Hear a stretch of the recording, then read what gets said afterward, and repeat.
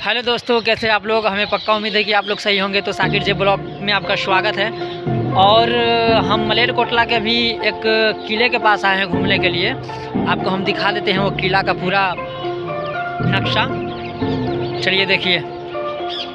तो ये रहा किला, और किले का पूरा रहस्य ये है कि यहाँ पे कभी पुराने ज़माने में राजाओं महाराजों का ये हुआ करता था।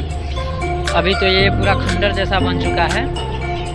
और कहने का मतलब है कि हम थोड़ा नीचे भी चल के दिखा देते हैं आपको। ये देख सकते हैं आप, इधर बहुत पुराना है, जंगल भी बहुत है दोस्तों। और आप लोग हमारे चैनल साकिर जे ब्लॉग के लाइक सब्सक्राइब कीजिए, बहुत बहुत मेहरबानी होगा आप लोगों का।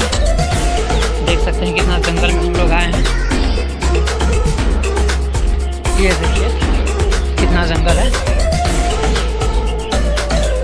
हमारे दोस्तों सपोर्ट कीजिए प्लीज़। आप लोग के सपोर्ट के लिए हम कितना मेहनत करते हैं कि हमारे भाई लोग सपोर्ट करेंगे।